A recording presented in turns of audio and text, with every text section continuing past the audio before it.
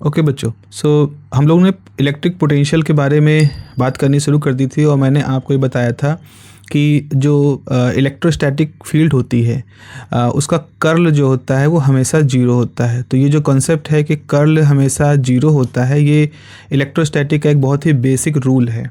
तो चूँकि electric field जो है वो उसका कर्ल ज़ीरो होता है, तो वेक्टर कैलकुलस की एक और प्रॉपर्टी होती है कि कोई भी वेक्टर, जैसे यहाँ ई एक वेक्टर है, कोई भी वेक्टर जिसका कर्ल जीरो होता है तो उसको हम कहेंगे कि वो इरोटेशनल फील्ड है।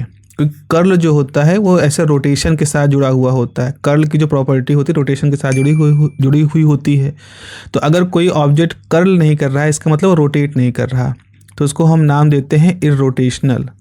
ओके, और फिर क्या होता है, फिर वेक्टर कैलकुलस हमें कहता है कि अगर कोई वेक्टर फील्ड इरोटेशनल है तो उसको इस तरह से किसी दूसरे एक स्केलर नंबर, स्केलर क्वांटिटी से, यहाँ पे v एक स्केलर क्वांटिटी है, तो हम उस इलेक्ट्रिक फील्ड को जिसका कर्ल जीरो है उसको किसी स्केलर क्वांटिटी के नेगेटिव ग्रेडियंट के रूप में लिख सकते हैं।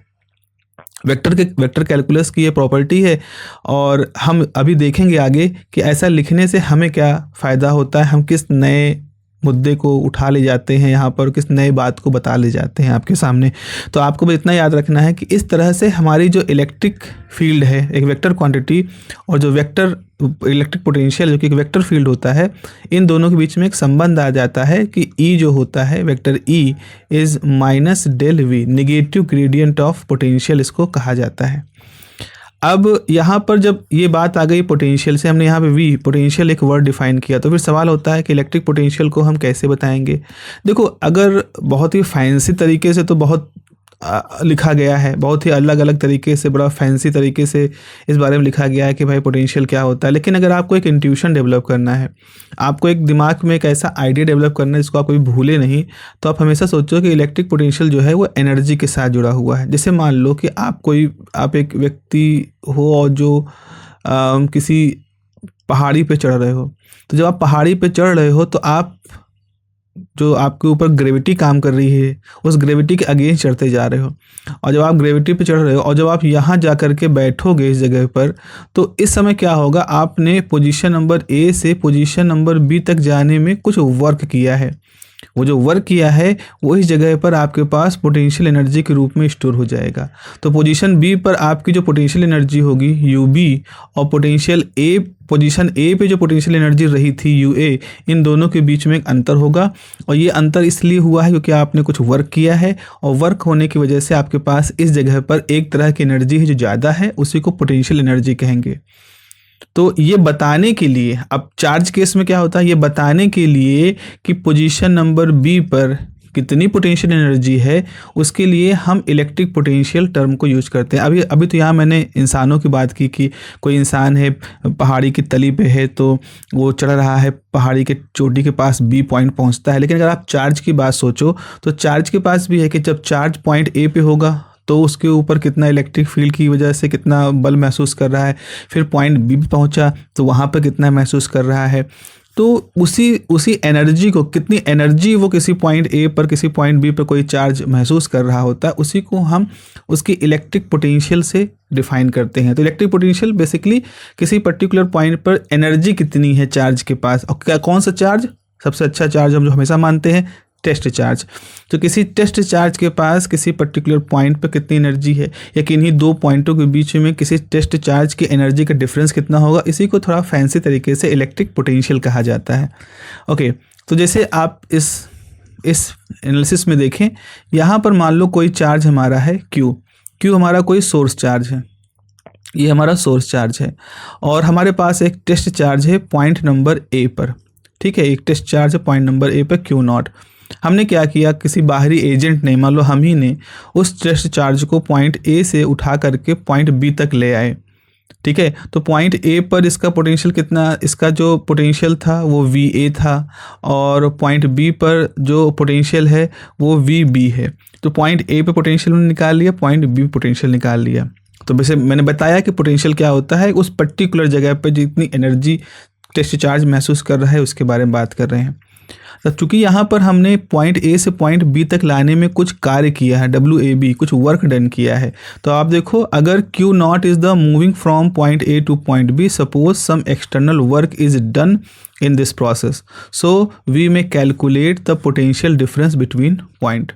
तो अब क्या हुआ, चूंकि हमने ए से बी तक जाने में कुछ कार्य किया है और वो कार्य उस समय उस ऑब्जेक्ट के चार्ज के अंदर स्टोर है, तो अब हम पॉइंट नंबर बी और पॉइंट नंबर ए के बीच में एक पोटेंशियल डिफरेंस कैलकुलेट कर सकते हैं, जिसको कि हमने डेल्टा यू से रिप्रेजेंट कर दिया, जो कि basically U B minus U A है। और ये क्या होगा, work done WAB upon test charge.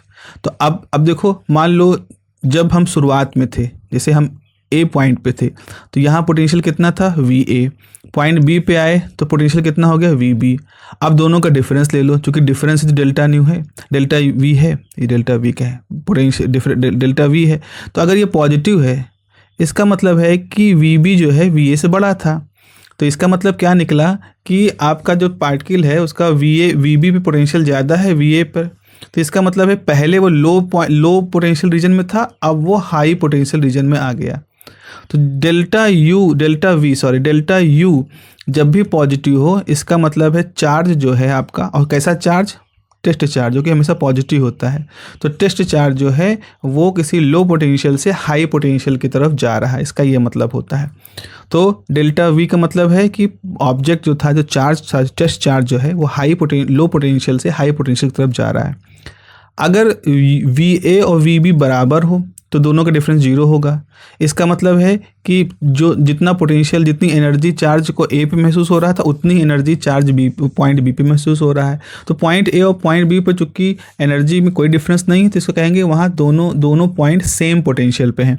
तो सेम को कह रहे हैं इक्वी और पोटेंशियल, तो ये इक्वी पोटेंशियल कंडीशन हो जाती है। लेकिन अगर आपने क्या किया कि VB माइनस VA है, ये निगेटिव आ गया, इसका मतलब है कि आपने लो में से कोई हाई वैल्यू को माइनस कर दिया, तभी तो ये वैल्यू निगेटिव आई है। तो ये कौन सा केस है कि हमारा टेस्ट चार्ज किसी हाई पोटेंशियल से किसी लो पोटेंशियल की तरफ गया है। तो इस तरह से 3 केसेस यहाँ पर बनते हैं। बस हमेशा आपको ध्यान रखना है कि जो पोटेंशियल है उस पोटेंशियल में आपका वर्क डन होता है, और किसके द्वारा किया गया वर्क जो होता है टेस्ट चार्ज की वजह से। अब यहाँ पर एक हम थोड़ा सा फ्रीडम लेते हैं तो डेफिनेशन को थोड़ा सिंप्लीफाई करने के लिए, कि हमने 2 पॉइंट लिए हैं, एक पॉइंट A रखा है, एक पॉइंट B रखा है। मान लो A पॉइंट इन्फिनिटी पर है, इतनी दूर है, जैसे टेस्ट चार्ज हमारा सोर्स चार्ज कौन है, Q। तो Q से जो ये आपका पॉइंट A है इनफाइनाइट डिस्टेंस पर है। आप कहोगे सर इनफाइनाइट डिस्टेंस का दिमाग में ख्याल कैसे आया, तो हमने कहा कूलम फोर्स में हम लोग लिखते हैं कि फोर्स जो होता है 1/r² पे होता है। यानी कि 2 चार्ज हैं, एक है चार्ज Q1 और एक है चार्ज Q2। ये दोनों चार्ज एक दूसरे पे फोर्स कब 0 लगाएंगे, जब इनके बीच की दूरी इन्फिनिटी होगी, तो 1/∞ 0, यानी कि अब इनफाइनाइट डिस्टेंस पर ये दोनों चार्ज एक दूसरे को कुछ भी ताकत नहीं लगाएंगे। ओके, सो हमने इसी लॉजिक से कहा कि शुरुआती जो हम जहाँ से चार्ज लेके आ रहे हैं वो पॉइंट A जो है वो इनफाइनाइट पर, मतलब इतनी दूर है जहाँ पर कोई पहले इंटरेक्शन नहीं था। तो जब वो इनफाइनाइट डिस्टेंस पर है तो वहाँ कोई इंटरेक्शन नहीं था, तो वहाँ कोई एनर्जी, कोई पोटेंशियल की बात भी नहीं थी, तो वहाँ पर हमने VA 0 मान लिया। तो और फिर ले करके किसी पॉइंट VB पे आ गए, किसी पॉइंट B पे आए तो वहाँ पर पोटेंशियल VB हो गया। अब मेरा कहना ये है कि आपने जो लिखा है कि VB माइनस VA, ये तो हो गया 0, और इसको हम कह रहे हैं VB, तो फिर क्या B क्या कहना, एक जब इनफाइनाइट दूसरे पॉइंट को B क्या कहना, जब A इतनी दूर है जिसको कि हम डिस्टेंस इनफाइनाइट मान रहे हैं, तो अब हम A के बारे में फिर क्या कहें, तो इनफाइनाइट कह दिया। तो अब दूसरे पॉइंट VB को चलो V ही कह देते हैं, तो VB माइनस 0 को हम लिख देते हैं V माइनस 0 यानी कि V। तो आपका जो फार्मूला था, VB माइनस VA बराबर W/Q0, ये ऐसे हो जाएगा, ये VA तो 0 हो गया और ये V बराबर W/Q0। तो ये हमारा एक फार्मूला निकल आता है पोटेंशियल को डिफाइन करने का, और पोटेंशियल डिफरेंस के लिए तो डेल्टा V है ही है। तो अब आपके पास परिभाषा कैसे निकल के आती है, जरा देखें हमारी डेफिनेशन। जस्ट अ मिनट, हमारी डेफिनेशन जस्ट अ मिनट भी कैसे होगा, एक मिनट, इसको नहीं, थोड़ा मैं जूम करना चाह रहा था कि चीज़ें थोड़ा सा स्मूथ हो जाती, बट बहुत ही सेंसिटिव है मेरा इस लैपटॉप का टच पैड। चलो कोई बात नहीं। हाँ, तो आप देखिए यहाँ पर, तो इस जगह पर ओहो! इस जगह पर अब हम ऐसे लिख रहे हैं कि the electric potential at any point is the work done in moving the test charge Q0 from infinity to that point. तो किसी पॉइंट जिसको आपने B कहा है और किसी ऐसे पॉइंट जो कि इन्फिनिटी है, तो इलेक्ट्रिक पोटेंशियल, तो अगर आपको किसी पॉइंट B पे इलेक्ट्रिक पोटेंशियल निकालना है, यानी आपको VB निकालना है पॉइंट B पर, तो क्या होगा? The electric potential at any point is the work done in moving a test charge Q0। कौन सा टेस्ट चार्ज है? Q0 from infinity to that point. तो किसी पॉइंट पर जो पोटेंशियल होगा वो किसी चार्ज को इनफाइनाइट से उस पॉइंट तक लाने में किए गए कार्य के बराबर होगा। तो फॉर्मूला है V बराबर W/Q। अब W वर्क डन है, तो इसकी वैल्यू, वही वर्क डन की वैल्यू क्या होती है? एनर्जी की ही तो वैल्यू होती है। आपने पढ़ा है W बराबर क्या होता है? F into DR, F into distance, तो फोर्स इंटू डिस्टेंस जो होता है दैट इज़ द एनर्जी। तो आपके पास जूल हो गया, कूलम हो गया चार्ज का, तो जूल अपॉन कूलम वोल्ट। अब अगर जूल की बात करें तो न्यूटन मीटर हो गया अपॉन कूलम। अब न्यूटन अपॉन कूलम को हम क्या कह सकते हैं? इलेक्ट्रिक फील्ड की हमने परिभाषा पढ़ी है, हम लोगों ने परिभाषा पढ़ी है कि फोर्स जो होता है F अपॉन जो D होता है that is sorry F upon Q जो होता है वो इलेक्ट्रिक फील्ड की इंटेंसिटी होती है। तो अगर न्यूटन को आप कूलम से डिवाइड कर दें तो ये हो जाएगा इलेक्ट्रिक फील्ड की इंटेंसिटी, तो ये हो जाएगा E और मीटर है D। तो हम इस तरह से V बराबर E इंटू D भी लिख सकते हैं। तो ये भी एक फार्मूला हमारे पास आ गया कि whenever we need to write the potential, हम इसको electric field intensity multiplied by D लिख सकते हैं। This is the formula. इसको आगे देखेंगे, अब इस तरह का फार्मूला निकल भी आएगा। तो अब हमारे पास, तो ये तो हमने समझ लिया पोटेंशियल की बात है। अब वापस आते हैं जो हम लोगों ने शुरुआत कही थी, we have started a love story of electric and potential, क्योंकि मैंने उसे बताया था भाई कि हमारे पास एक वेक्टर फील्ड है E, हमारे पास एक स्केलर क्वांटिटी है V, इनके बीच में एक संबंध स्थापित होता है जिसमें कि लेफ्ट साइड में वेक्टर और राइट साइड में वेक्टर आ जाता है और ये माइनस डेल का वैल्यू आ जाती है। तो इस तरह से इलेक्ट्रिक फील्ड वेक्टर क्वांटिटी और स्केलर नंबर V, इन दोनों के बीच में एक रिलेशन स्टेब्लिश होता है with the that formula E equal to minus del V। So on the basis of the charge distribution, electric field may be uniform और नॉन यूनिफॉर्म। ये क्या कहने का मतलब है? देखो, अगर मान लो हमारे पास बहुत सारे चार्ज हैं, इस तरह से पास पास रखे हुए चार्ज हैं, इस तरह से बहुत सारे चार्ज हैं, तो इनकी वजह से जो इलेक्ट्रिक फील्ड होगी वो इस तरह से रेडियली आउटवर्ड होगी, जो कि सारे पॉजिटिव चार्ज हैं। और आप देख रहे हो कि ये पैरेलल लाइनें हैं, तो आप इन लाइनों को इस तरह से लंबी दूरी तक भी एक्सटेंड कर सकते हो। तो यहाँ पर चीज़ें यूनिफॉर्म से दिखाई पड़ रही हैं, क्योंकि ये चार्ज इनफाइनाइट लेंथ तक के थे, तो आपको पूरा चारों तरफ इलेक्ट्रिक फील्ड एक यूनिफॉर्म जैसा दिखाई पड़ेगा। लेकिन अगर चार्ज डिस्ट्रीब्यूशन ऐसा नहीं है, मान लो चार्ज डिस्ट्रीब्यूशन ऐसा है, इस तरह से कुछ चार्ज, ये प्लस चार्ज है, ये प्लस चार्ज है बहुत सारे, देन इलेक्ट्रिक फील्ड कुछ इस तरह से है। फिर यहाँ कहीं चार्ज कम है तो इलेक्ट्रिक फील्ड कम होगा, इस तरह से होगा। तो आपके पास चार्ज डिस्ट्रीब्यूशन कैसा है, यूनिफॉर्म है या नॉन यूनिफॉर्म है, उसके बेसिस पर हमारी इलेक्ट्रिक फील्ड भी यूनिफॉर्म या नॉन यूनिफॉर्म निकल के आती है। तो फॉर यूनिफॉर्म इलेक्ट्रिक मीन्स मतलब होता है यूनिफॉर्म फोर्स जो है वहाँ पर काम कर रहा है। भाई अगर इस तरह से इलेक्ट्रिक फील्ड यूनिफॉर्म है तो चार्ज चाहे इधर जाए तो या इधर जाए तो या कहीं से मूव करे, उसके ऊपर एक यूनिफॉर्म तरीके से फोर्स महसूस होगा। तो अब हम वैसा ही कुछ कहते हैं सबसे वैसा ही कुछ कहते हैं कि मान लो हमारे पास Q0 टेस्ट चार्ज है, मूव कर रहा है इलेक्ट्रिक फील्ड के अपोजिट डायरेक्शन में। इलेक्ट्रिक फील्ड की अपोजिट डायरेक्शन क्या है? इलेक्ट्रिक फील्ड होती है हमेशा प्लस से माइनस की तरफ। तो अगर आपके पास एक प्लस चार्ज है, एक माइनस चार्ज है, तो इलेक्ट्रिक फील्ड डायरेक्शन इस तरह से होगी। और मान लो हमारा कोई जो टेस्ट चार्ज है Q0 वो इलेक्ट्रिक फील्ड के अपोजिट डायरेक्शन में जा रहा है, यानी कि वो माइनस से प्लस की तरफ जा रहा है। तो प्लस तो ऑलरेडी एक भाई प्लस चार्ज है ही है, आपका Q0 भी प्लस चार्ज है, तो एक जब प्लस चार्ज की तरफ जाएगा तो उसको एक रिपल महसूस होगा, इसीलिए हमको बाहर से वर्क करना पड़ रहा है।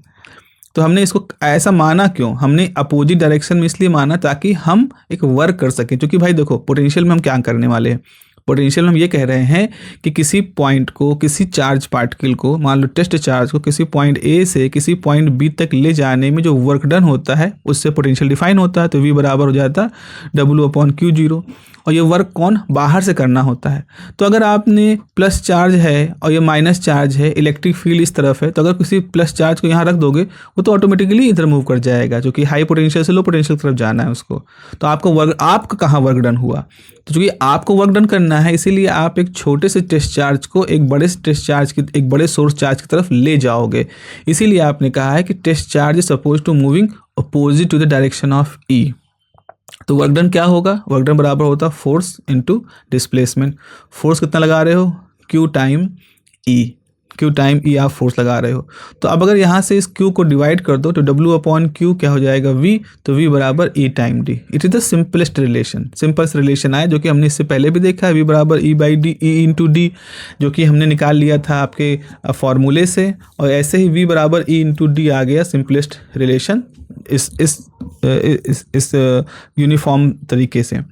लेकिन अब जरा सोचो कि आपका इलेक्ट्रिक फील्ड जो है वो यूनिफॉर्म नहीं है। तो आप देखो इलेक्ट्रिक फील्ड यूनिफॉर्म नहीं, तो यहाँ इलेक्ट्रिक लाइनें ऐसे हैं, यहाँ पर अलग मुड़ गई हैं, यहाँ पर अलग है, ना केवल वो बेंड हो रही बल्कि उनके बीच की डिस्टेंस देखो, यहाँ कुछ और है, यहाँ कुछ और है, यहाँ कुछ और है। तो इलेक्ट्रिक फील्ड की डिस्टेंसेज में भी चेंज आ रहा है। अब यहाँ कोई प्लस चार्ज होगा तभी तो इलेक्ट्रिक लाइनें वहाँ से बाहर निकलें, इधर कोई माइनस चार्ज होंगे। अब हमने क्या किया, पॉइंट नंबर ए से इस तरह से एक रास्ता चुना कि हमारा टेस्ट चार्ज जो है वो पॉजिटिव चार्ज की तरफ ले जाया जा रहा है, यानी कि एफर्ट हम लोग लगा रहे हैं। तो ऐसी स्थिति में आपका टेस्ट चार्ज है, इलेक्ट्रिक फील्ड की दिशा उस पर ये रहेगी और फोर्स जो है उसके डायरेक्शन DL इस तरफ काम कर रहा है। तो मान लीजिए कि पॉजिटिव टेस्ट चार्ज है Q0 is moving from point A to B और किसी external agent, external force F external लगाया है। तो आपने कहा कि हमने भैया बाहर से इसके ऊपर F एक्सटर्नल फोर्स ऐसा नाम दे दिया, ये हम लगा रहे हैं, जिसकी वजह से हमारा चार्ज किसी पॉइंट A से किसी पॉइंट B की तरफ ले जाया जा रहा है। अगेन ले जाया इसलिए जा रहा है क्योंकि टेस्ट चार्ज पॉजिटिव होता ही है और आप इलेक्ट्रिक फील्ड के अपोजिट जा रहे हो, इसका मतलब आप भी टेस्ट चार्जों की तरफ उसको लेके जा रहे हो। तो वर्क डन क्या होगा? वर्क डन A से B तक ले जाने का मतलब होता है force into displacement, point number A से पॉइंट नंबर B, और इंटीग्रेशन मतलब है स्टेप बाय स्टेप हम ले जा रहे हैं।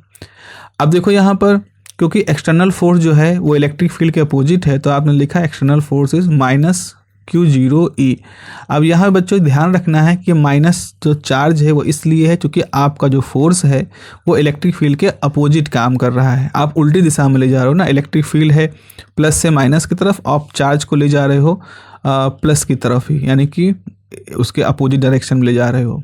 तो आपका जो फोर्स हो गया वो और जो इलेक्ट्रिक फील्ड है वो एक दूसरे के अपोजिट डायरेक्शन में है। तो यहाँ पर नेगेटिव साइन नेगेटिव चार्ज की वजह से नहीं, क्योंकि टेस्ट चार्ज को तो आप पॉजिटिव ही मान के चलते हो। तो यहाँ पर ये जो नेगेटिव चार्ज है वो ये शो कर रहा है कि आपका फोर्स और इलेक्ट्रिक फील्ड के अपोजिट काम हो रहा है, ठीक है, क्योंकि तभी वर्क डन होगा। तो अब WAB बराबर क्या हो जाएगा? आप इस फार्मूले में F एक्सटर्नल की वैल्यू रख दोगे तो QE DL हो जाएगा। Negative sign says that motion of Q0 is against the external electric field, हम पहले बात कर चुके हैं। तो अब यहाँ से Q0 बाहर हो जाएगा, इसको हम यहाँ पर भाग दे दें तो WAP अपॉन Q0 हो जाएगा, यहाँ पे minus point A to B E dot DL हो जाएगा। और हमने पढ़ा है कि VB माइनस VA जो होता है वो WAB बाई Q0 होता है। तो आपने ये जो WAB बाई Q0 है इसको किसके बराबर रख दिया? VB minus VA। तो VB माइनस VA बराबर minus A to B E dot DL। जैसा कि हम पहले भी कह चुके हैं कि पॉइंट A को हम इन्फिनिटी मानते हैं तो वहाँ पर जो पोटेंशियल है वो 0 होगा। तो आपके फार्मूले में से आपका फार्मूला जो होगा ये 0 हो जाएगा। तो और VB को हम V मान लेते हैं, तो V बराबर माइनस, अब यहाँ पर पाथ की बात लिखेंगे A से B तक। अब A चूँकि इन्फिनिटी है तो अब यहाँ पर लिखना कोई मतलब नहीं है। तो आपने कहा जो भी पाथ आपने लिया उसकी शुरुआती बिंदु जहाँ से है तो V बराबर क्या होगा, उस पाथ के अलॉन्ग इंटीग्रेशन ले लो E डॉट DL। तो V बराबर इंटीग्रेशन E डॉट DL, और ये लेंथ है तो ये पाथ आप कह सकते हो या फिर वैसे ही छोड़ दो, एक स्टैंडर्ड फॉर्म में ऐसे लिखा जाएगा। तो दिस इज़ हाउ पोटेंशियल का ये एक्सप्रेशन हमारे सामने निकल के आता है। अब आने वाले समय में हम इस पोटेंशियल के एक्सप्रेशन को यूज करेंगे और इसके जो डिफरेंट एप्लीकेशंस हैं उनके बारे में बात करेंगे। Okay, have a nice day, take care, bye bye.